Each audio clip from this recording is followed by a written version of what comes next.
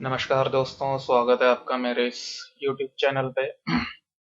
आज की इस वीडियो जो है वो मैंने बनाई है डीमोनेटाइजेशन के इश्यू पे, और डीमोनेटाइजेशन से रिलेटेड बाद में जो लोगों को प्रॉब्लम हुई, और उसमें जो सबसे बड़ी प्रॉब्लम थी करेंसीज को जमा कराना, और करेंसीज जो ओल्ड जो करेंसीज थी उनको जमा कराना अपने बैंक अकाउंट्स में, और जो ग्रेस पीरियड दिया गया था जनवरी से लेकर के मार्च तक का, उसके उस दौरान, और आजकल जो लोगों को प्रॉब्लम आ रही है डिमोनेटाइजेशन में कि जो ओल्ड जो करेंसी है उसको कैसे एक्सचेंज करें, और उसको एक्सचेंज करने की प्रोसीजर क्या है, और उसके लिए क्या क्या डॉक्यूमेंट्स चाहिए, और कैसे आप जो है अपनी जो ओल्ड जो करेंसी नोट हैं अगर आपके पास अभी भी हैं, मतलब कि ग्रेस पीरियड में भी हैं अगर आपके पास, यानी 30 दिसंबर 2016 के बाद भी हैं अगर आपके पास ओल्ड करेंसी नोट्स 500 की और 1000 की,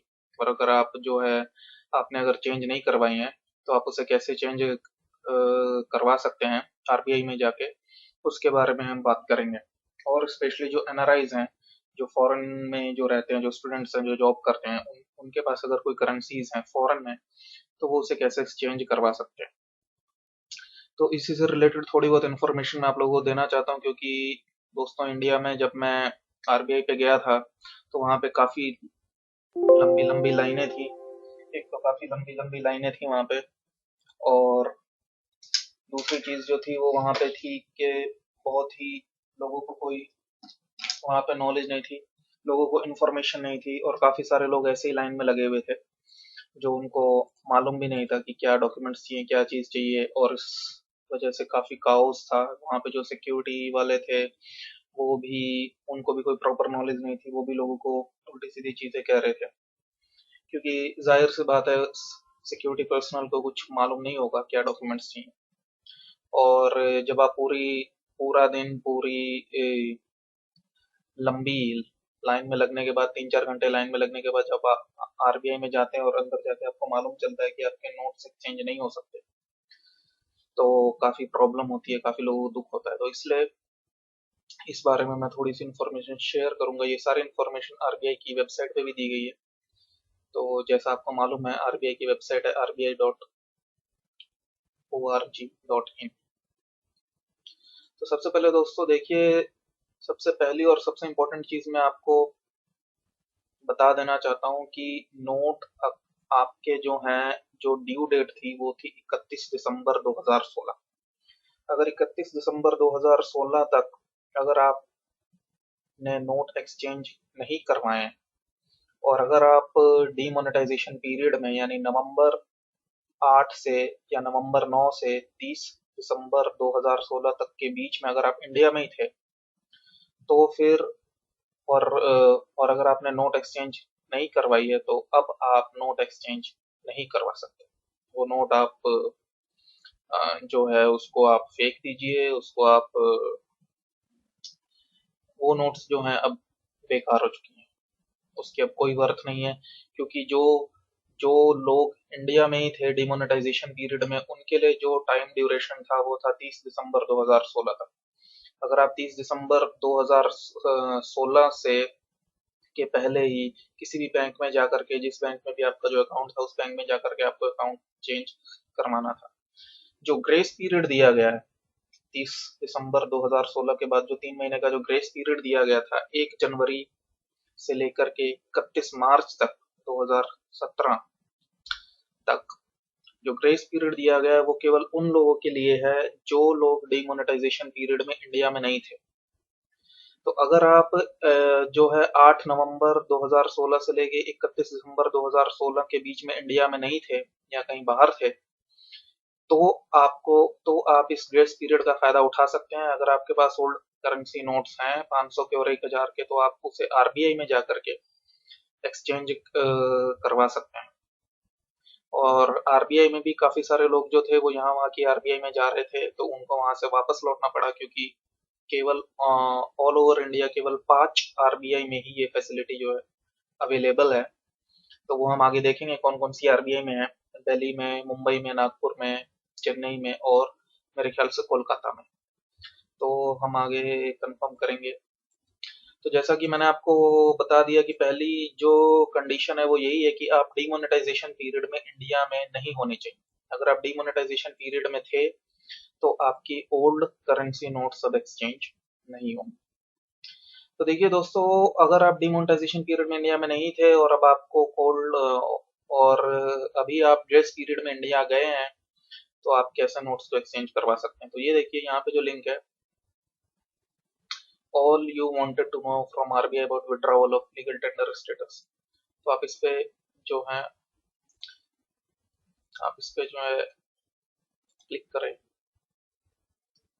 तो आपको जो है यहाँ पे नोटिफिकेशंस मिलेगी जो 500 और 1000 के नोट से रिलेटेड जो डिमोनेटाइजेशन हुआ था, जो आरबीआई ने विड्रॉ किए थे लीगल टेंडर 500 के और 1000 के, उससे रिलेटेड जो भी सारी नोटिफिकेशंस थी आरबीआई की और जो भी आरबीआई की प्रेस रिलीजेस थी वो यहाँ पे दी गई है।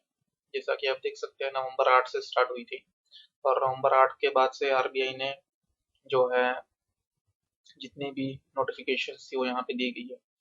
तो अभी जो हम लोगों से रिलेटेड जो हम लोगों का टॉपिक है उससे रिलेटेड जो इंफॉर्मेशन है वो यहाँ पे है, जो 31 दिसंबर 2016 को आरबीआई ने नोटिफिकेशन डाली थी और उसमें जो नोटिफिकेशन है वो ये है, facility for exchange of SBNs during grace period. इस नोटिफिकेशन पे चलते हैं और इस नोटिफिकेशन में सारी की सारी इंफॉर्मेशन दी गई है।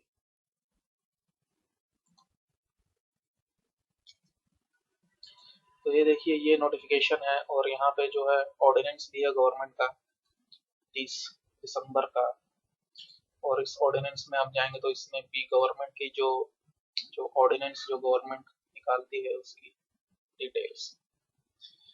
तो दोस्तों अभी आ, हम ये सब चीजें छोड़ते हैं और हम सीधा मुद्दे पर आते हैं। तो देखिए facility for exchange of specified bank notes during the grace period. तो ग्रेस पीरियड केवल उन्हीं के लिए अलाउ किया गया है जो इंडिया में नहीं थे डिमोनेटाइजेशन पीरियड में। तो यहाँ पे देखिए एलिजिबल पर्सन्स की लिस्ट है और यहाँ पे साफ साफ लिखा गया है कि the facility can be availed only by Indian citizens in their individual capacity. मतलब कि जो जिस बंदे का नोट है, जो बंदा बाहर था, वही उसी बंदे को आरबीआई पे जाना पड़ेगा। वो अपना पासपोर्ट या अपनी कोई चीज लेके दूसरे बंदे को नहीं भेज सकता है कि तुम जाओ और जो है नोट को एक्सचेंज करवा दो। And it is available only on one occasion, और आप एक ही बार जा करके एक्सचेंज करवा सकते हैं। ये नहीं है कि आप 2-3 बार जा रहे हैं। यहाँ पे साफ साफ लिखा गया no third party tender is permissible under the facility.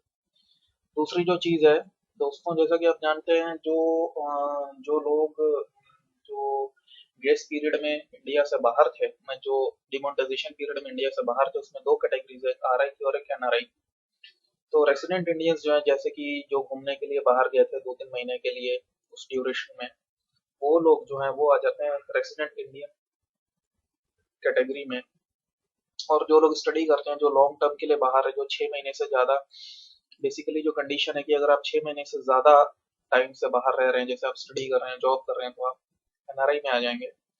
और अगर आप जो है कोई टेम्पोररी बेसिस पे, जैसे कि टूरिस्ट वीजा पे या और किसी वीजा पे किसी काम से अगर आप गए हैं 2-3 महीने के लिए या 6 महीने से कम के लिए, तो आप रेसिडेंट इंडियंस में अप्लाई कर सकते हैं। इसके अलावा दोस्तों देखो, जो जो फैसिलिटी है, अगर आप नेपाल में थे डिमोनेटाइजेशन पीरियड में, आप नेपाल में थे, भूटान में थे, पाकिस्तान और बांग्लादेश में थे, तो भी ये फैसिलिटी आपके लिए अवेलेबल नहीं है, क्योंकि गवर्नमेंट ऐसा समझती है कि ये जो कंट्रीज हैं ये भारत के जो है पड़ोसी देश हैं और यहाँ से आदमी आराम से आके पैसे को जो है वो जमा करवा सकता था। उसने नहीं करवाया तो वो उसकी भूल है। तो ऐसा मेरे को लगता है, बाकी मेरे को पता नहीं एग्जैक्ट रीजन क्या है, लेकिन जो चीज है वो ये है कि अगर आप डिमोनेटाइजेशन पीरियड में नेपाल, भूटान, पाकिस्तान और बांग्लादेश में थे, तो भी आप अपनी जो है करेंसीज को एक्सचेंज नहीं करवा सकते। तो आइए अब देखते हैं रेसिडेंट इंडियंस में क्या कंडीशन है। रेसिडेंट इंडियंस में, जैसा कि दोस्तों, अगर आप रेसिडेंट इंडियंस से, जैसा मैंने पहले बताया, अगर आप घूमने गए थे डिमोनेटाइजेशन पीरियड में, यानी 9 नवंबर से 30 दिसंबर 2016 के बीच में, अगर आप इंडिया में नहीं थे, कहीं बाहर गए थे टूरिस्ट वीजा पे या कहीं और, तो आप अपना नोट्स को एक्सचेंज करवा सकते हैं। दूसरी इंपॉर्टेंट बात है कि आपके ऊपर कोई मॉनेटरी लिमिट नहीं है कि आपके ऊपर 10,000 20,000 तक का ही आप नोट एक्सचेंज करवा सकते हैं। जितने भी आपके पास पैसे हैं घर पे रखे हुए थे या कहीं और है तो वो आपको एक्सचेंज, आप आरबीआई में जाइए और आपको एक्सचेंज हो जाएंगे। और एक इम्पोर्टेंट चीज मैं आपको कहना भूल गया दोस्तों, जैसा कि मैंने आपको पहले बताया कि आरबीआई की 5 ब्रांचेस में ही एक्सचेंज पॉसिबल है। तो आरबीआई मुंबई, न्यू दिल्ली, चेन्नई, कोलकाता और नागपुर, ओनली 5 जगह पे। जैसा कि मैंने देखा था कि काफी सारे लोग आरबीआई चंडीगढ़ के सामने भी खड़े थे, तो वहां पे ये फैसिलिटी अवेलेबल नहीं है, तो वेस्ट ऑफ टाइम है। तो आप या तो मुंबई जाएं, न्यू दिल्ली जाएं, चेन्नई, कोलकाता या नागपुर जाएं, तो यहाँ पे आपको ये फैसिलिटी अवेलेबल मिलेगी 31 मार्च 2016 तक। तो आइए कुछ डॉक्यूमेंट्स की बात कर लेते हैं। सबसे जैसा पहले मैंने आपको कहा कि अगर आप आ रही हैं तो आपके ऊपर कोई एसबीएन की लिमिट नहीं। दोस्तों ये जो करेंसी नोट्स हैं ये बैन हो चुके हैं, तो इसलिए अब ये करेंसी तो रही नहीं, तो इसको अब एसबीएन का नाम दिया गया, स्पेसिफाइड बैंक नोट्स। तो सबसे पहले आपको ये फॉर्म जो है, ये फॉर्म आपको भरना पड़ेगा। ये आरबीआई का फॉर्म है और इसके अंदर आपको जो है डिटेल्स देनी है अपनी सारी की सारी। ऐसा जरूरी नहीं है कि ये फॉर्म आपको यहाँ से ही लेकर के जाना है। ये फॉर्म आपको जो है आरबीआई में भी दिया जाएगा। तो आप देख सकते हैं tender form for president Indians as per annexure 1। तो ये फॉर्म जो है आपको आरबीआई में भी दिया जाएगा और इस फॉर्म में आपकी डिक्लेरेशन है कि आपका जो है अकाउंट नंबर, आपका एड्रेस वगैरह जो है, आपके अकाउंट कौन कौन से अकाउंट है इंडिया में, और आपके पास कितने नोट्स हैं, और आपको फिर एक अंडरटेकिंग देनी पड़ेगी इस तरीके की। और इस फॉर्म पे भी लिखा गया है यहाँ पे कि आपको क्या क्या चाहिए। देखिए ये एक फॉर्म आपको वहाँ पे सबमिट करना पड़ेगा। तो आप इस फॉर्म की प्रिंट आउट भी निकाल सकते हैं और इसका प्रिंट आउट लेकर के फॉर्म को भर के जा सकते हैं, या तो फिर आरबीआई में भी आपको ये फॉर्म दिया जाएगा। तो सबसे पहले ये फॉर्म आपको लेकर के जाना है। दूसरी चीज जो इम्पोर्टेंट चीज है, आपको पासपोर्ट की कॉपी लेके जानी है। पासपोर्ट की कॉपी इसलिए लेके जानी है ताकि आप उन लोगों को शो कर सकें कि इमिग्रेशन के स्टैम्प्स होंगे उसके ऊपर कि आप इंडिया में नहीं थे डिमोनेटाइजेशन पीरियड में, और आप जो है इंडिया से बाहर थे, और आप इसका प्रूफ दे सकते हैं। दूसरी इंपॉर्टेंट चीज है कि पासपोर्ट आपको ओरिजिनल में लेकर के जाना पड़ेगा। दोस्तों हर चीज अपने साथ ओरिजिनल में भी लेके जाएं और साथ में उसकी एक कॉपी भी करा लें। हालांकि कॉपी कराने की फैसिलिटी आरबीआई में भी अवेलेबल है। अगर आपके पास किसी चीज की कॉपी नहीं है तो वो आरबीआई में भी जेरोक्स मशीन वगैरह होती है, तो आप वहां से भी करवा सकते हैं। लेकिन आप खुद से भी अगर जो है एक सेफ्टी के तौर पे आप अपने साथ भी एक कॉपी लेकर के जाएं पासपोर्ट की। और पूरे पासपोर्ट की कॉपी लेके जाने की जरूरत नहीं है। जिस पेजेस पे स्टैंप्स लगे हैं जो ये शो करते हैं कि आप डिमोनेटाइजेशन पीरियड में इंडिया में नहीं थे, वो स्टैंप्स की कॉपी, और साथ में जो मेन जो पासपोर्ट का जो मेन जो फ्रंट और जो लास्ट पेज होता है जहाँ पे आपकी डिटेल्स होती हैं, उसकी कॉपी लेकर के जा सकते हैं।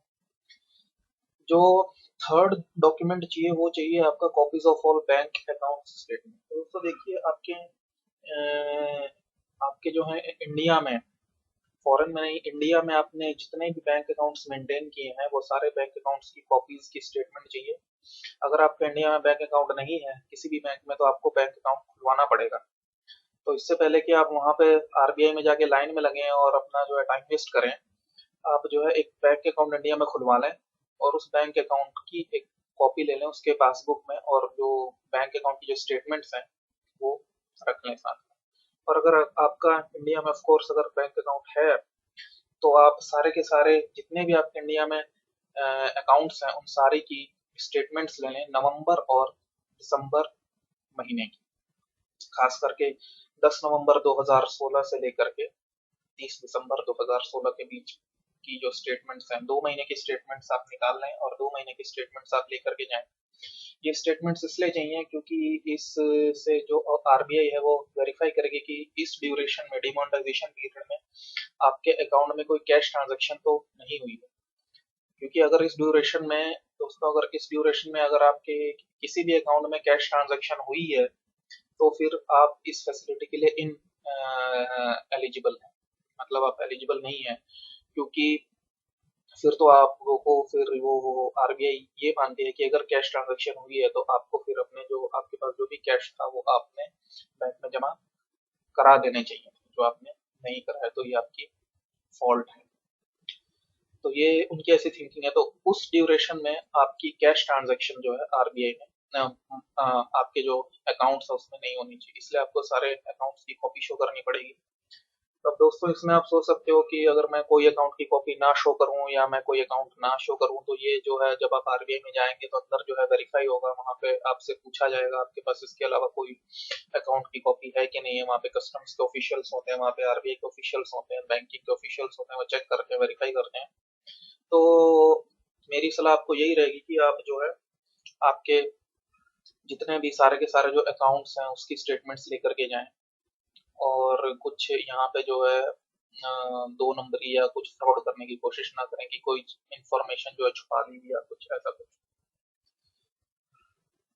इसके अलावा दोस्तों आपको एक वैलिड आईडी प्रूफ रखना पड़ेगा, आपको एक पान कार्ड अपने साथ रखना पड़ेगा, आधार कार्ड आपको अपने साथ रखना पड़ेगा, ठीक है। तो ये 4 से 5 डॉक्यूमेंट्स हैं। तो एक बार फिर से देख लेते हैं, ये फॉर्म फॉर्म आपको वहां पर मिल जाएगा, वो फॉर्म आपको भरना है। पासपोर्ट, बैंक अकाउंट्स की कॉपी और वैलिड आईडी प्रूफ, आधार कार्ड और साथ में पान कार्ड। तो दोस्तों ये जो फॉर्म है जैसा कि आप देख सकते हैं, इस फॉर्म के पीछे भी डिटेल्स लिखी हैं, copy of passport, copy of valid ID proof, Aadhaar card, PAN card और बैंक अकाउंट स्टेटमेंट। तो ये सारी चीजें आप लेकर के जाइए आरबीआई में। जब आप जाएंगे अंदर तो वहां पे पहले गेट पे दोस्तों अगर आपके पास पासपोर्ट नहीं है तो आपको एंटर ही नहीं होने दिया जाएगा, क्योंकि गेट पे जो सिक्योरिटी ऑफिशियल्स हैं वो सबसे पहले पासपोर्ट देखेंगे और पासपोर्ट में स्टैंप्स देखेंगे। अगर आपके पास स्टैंप है पासपोर्ट में तो ही वो आपको गेट के अंदर जाने देंगे। एटलीस्ट दिल्ली में तो ऐसा ही है, नहीं तो वो आरबीआई के अंदर भी नहीं आपको उसने देंगे। फिर ये फॉर्म जैसा कि आप देख सकते हैं, इस फॉर्म के अंदर भी आपको जो है एक तरीके की एप्लीकेशन है, इसमें आपको अपनी डिटेल्स डालनी है, और ये फॉर्म में आपको जो है जिस जिस अकाउंट में आपको पैसे चाहिए वो अकाउंट नंबर आपको यहाँ पे डालना है। तो दोस्तों ऐसा नहीं है कि आपको आरबीआई में गए गए और आपको कैश दे दिया जाएगा, ये पैसे आपके अकाउंट में आएंगे, और ये पैसे आपके अकाउंट में 2-3 महीने भी लग सकते हैं, 6 महीने भी लग सकते हैं। ऐसा कुछ इसकी कुछ फिक्स नहीं है कि इतने दिनों में आएंगे। जब ये प्रोसेस जो पूरी कंप्लीट हो जाएगी उसके बाद वेरिफिकेशन स्टार्ट होगा आरबीआई की तरफ से, और सब चीज अगर सही रही आरबीआई सारी की सारी जो आपने डिटेल्स है उसको वेरीफाई करेगी।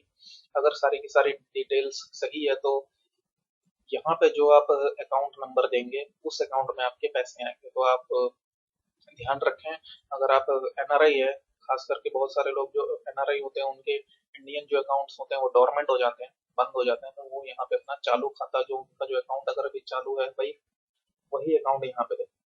बाकी के जो अकाउंट्स हैं उनकी डिटेल आप यहाँ पे दे सकते हैं कि भाई मेरे इतने इतने अकाउंट्स हैं बाकी की बैंक्स में, भले ही वो डोरमेंट हो बंद हो इससे कोई फर्क नहीं पड़ता। फिर यहाँ पे आपको बैंक की आपके पास जो नोट्स हैं उसकी डिटेल्स डालनी है कि 500 के कितने नोट है, 1000 के कितने नोट है, टोटल कितने नोट हैं और उनकी वैल्यू क्या है, और उसके बाद यहाँ पे आपको साइन करना है। तो ये फॉर्म है, काफी सिंपल फॉर्म है, इसमें कुछ ऐसा कुछ है नहीं। तो ये फॉर्म जो है रेसिडेंट इंडियंस के लिए। अब आ जाते हैं एनआरआई पे, नॉन रेसिडेंट इंडियंस पे। जो नॉन रेसिडेंट इंडियंस हैं वो भी अगर डिमोनेटाइजेशन पीरियड में नियम नहीं थे तो ही वो इस चीज का फायदा उठा सकते हैं, और उनके लिए भी सिमिलर फॉर्म है जैसा रेसिडेंट इंडियंस के लिए फॉर्म है वैसा ही नॉन रेसिडेंट इंडियंस के लिए फॉर्म। तो ये जो है एनेक्शर 1 का और ये एनेक्शर 2 के हिसाब से बना है, तो इसमें भी वही सारी डिटेल्स हैं, और इसके अंदर बस आपको जो है एक चीज, एक डॉक्यूमेंट इसके अंदर आपको एक्स्ट्रा लगेगा, और वो जो डॉक्यूमेंट है वो है certificate issued by Indian customs on arrival through red channel evidence in the proof of import of experience. तो जैसा कि आप देख सकते हैं बाकी के सारे डॉक्यूमेंट सेम है, पासपोर्ट की कॉपी आपको देनी है, पान कार्ड देना है, बैंक अकाउंट्स के स्टेटमेंट्स जो इंडिया में है वो सारे के सारे स्टेटमेंट्स आपको देने पड़ेंगे। इसके अलावा आपको एक कस्टम का सर्टिफिकेट चाहिए दोस्तों। कस्टम का सर्टिफिकेट आपको इसलिए चाहिए क्योंकि गवर्नमेंट या जो आरबीआई है वो ये एज्यूम करती है कि अगर आप एनआरआई हैं तो कैश आप इंडिया में आपके पास नहीं होना चाहिए, ऐसा मेरे को लगता है, या कैश आपके साथ फॉरेन में ही होना चाहिए। तो अगर आपके पास फॉरेन में कोई कैश है और अगर आप वो कैश इंडिया में लेकर के आते हैं तो जब आप एयरपोर्ट पे लैंड करेंगे तो एयरपोर्ट पे जब आप लैंड करेंगे तो आपके पास जो इंडियन कस्टम्स वाले होंगे जब आप रेड चैनल से बाहर निकलेंगे, तो कस्टम्स वालों से आपको साइन लेना पड़ेगा। वो एक सर्टिफिकेट देंगे, वो आपके नोट्स चेक करेंगे, नोट्स जो है वेरीफाई करेंगे, और उस नोट्स के हिसाब से वो आपको एक सर्टिफिकेट देंगे कि हाँ, इस बंदे के पास, ये बंदा फॉरेन से जो है इतनी करेंसी जो है, जो बैंड जो करेंसी है, जो एसबीएन है, वो इंडिया में लेकर के आ रहा है। तो ये सर्टिफिकेट बहुत इंपॉर्टेंट है, खास करके एनआरआई के लिए। अगर आप एनआरआई हैं और अगर आपके पास इंडियन कस्टम्स का सर्टिफिकेट नहीं है, क्लियरेंस सर्टिफिकेट नहीं है, तो आपके नोट्स एक्सचेंज नहीं होंगे।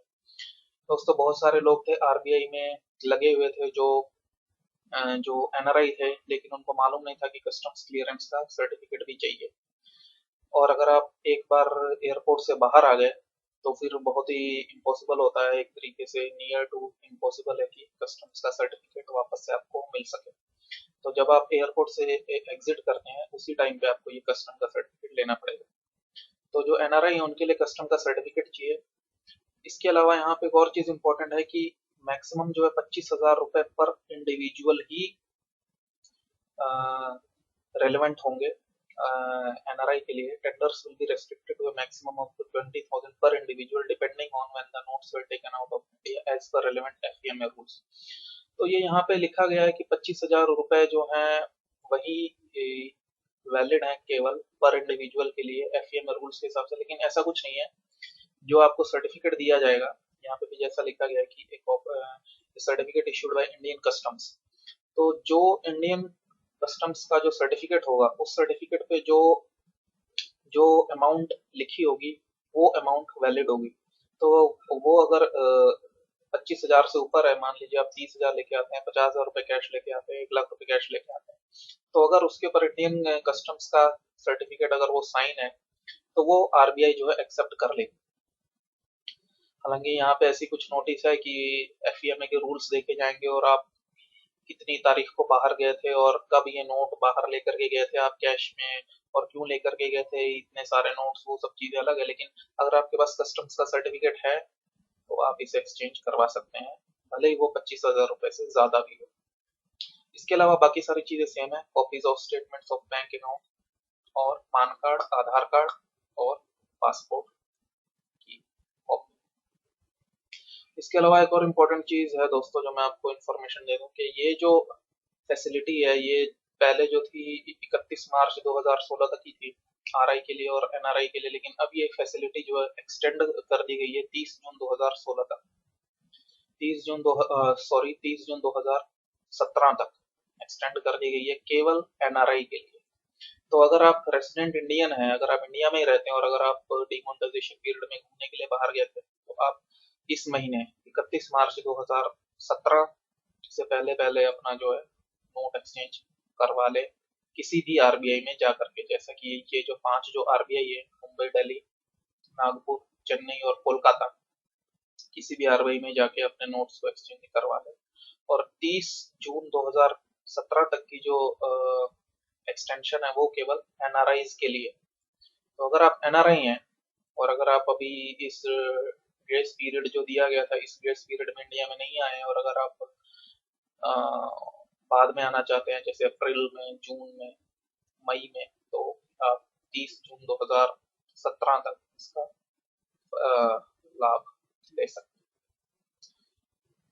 इसके अलावा दोस्तों, अगर इसमें से कोई डॉक्यूमेंट्स आपके पास, मैं आपको एक इम्पोर्टेंट इन्फॉर्मेशन दे दूं कि अगर इसमें से कोई भी डॉक्यूमेंट्स आपके पास नहीं है, या आप लेना भूल गए हैं, या अगर आपके पास नहीं है, तो आप आरबीआई ना जाएं तो ही बेहतर है। वहां पे जाके लाइन में लगने से और वहां जाके बहस करने से कोई फायदा नहीं है, क्योंकि स्टार्टिंग में ही जो गेट से आपको सीआईएसएफ वाले या जो भी सिक्योरिटी गार्ड है, वो एंट्री नहीं मिलेगी। और वहां पे दिन भर लाइन में लगने का और अपना जो है टाइम वेस्ट करने का, पैसे वेस्ट करने का कोई मीनिंग नहीं है। जो आपके पैसे है वो अब किसी काम के नहीं है, और वो एक तरीके से वेस्ट हो चुके हैं। अगर आपके पास ये सारे डॉक्यूमेंट्स हैं, और ये सारे डॉक्यूमेंट्स आपके पास वैलिड है, सब चीज है, तो आप शॉप से जाइए और अपने नोट्स को जो है, ओल्ड जो करेंसी नोट्स है, जो एसपीएन से, उसको एक्सचेंज करवा दीजिए। तो यही था, क्योंकि काफी सारे लोगों को ये चीजें मालूम नहीं थी, और ये वेबसाइट जो है, ये भी काफी तरीके से ये जो आरबीआई की जो वेबसाइट है, इस पे काफ़ी जो है कंफ्यूजिंग है, कौन सी चीज़ कहाँ पे आपको मिलेगी। तो ये चीज़ मैंने यहाँ से मैंने जब सर्च किया तो मेरे को ये मिल गया। तो इसके अलावा एक और चीज़ आती है तो दोस्तों, जिसे कहते हैं रिप्रेजेंटेशन।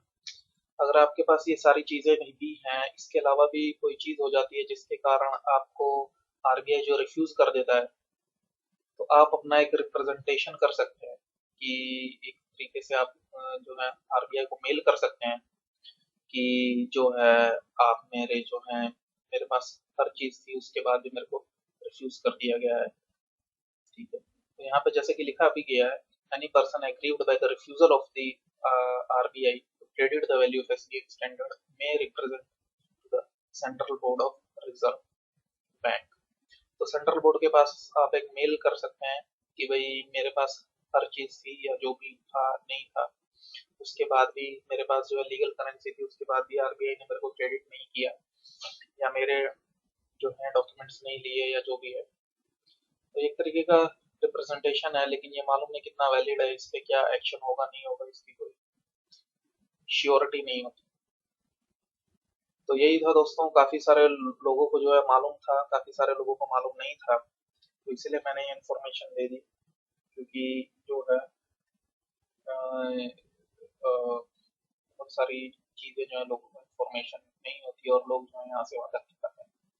एक और इम्पोर्टेंट चीज मैं आपको बता दूं दोस्तों कि एनआरआईज के लिए ये जो फैसिलिटी है, ये 5 के 5 आरबीआई में अवेलेबल नहीं होगी, ये केवल मुंबई और न्यू दिल्ली रह जाएगी। तो ये जो 5 जो आरबीआई है, मुंबई, न्यू दिल्ली, चेन्नई, कोलकाता और नागपुर, ये केवल 31 मार्च 2017 तक के लिए ही है। उसके बाद जो केवल जो ये जो फैसिलिटी जो एनआरआई को दी जाएगी जून तक, तो मार्च के बाद से केवल 2 ही आरबीआई रह जाएगा, मुंबई और न्यू दिल्ली, जहाँ पे आप नोट एक्सचेंज करवा सकते हैं एनआरआई। तो ये इंफॉर्मेशन, यही इम्पोर्टेंट कुछ इंफॉर्मेशन थी related to exchange of SBI. तो आप देखिए, अगर आपको इंफॉर्मेशन अगर आपके काम आती है तो आप जरूर इस वीडियो को लाइक करें और इस चैनल को सब्सक्राइब। मिलूंगा आपके आपको ऐसे ही एक इंफॉर्मेटिव वीडियो में नेक्स्ट टाइम। See you.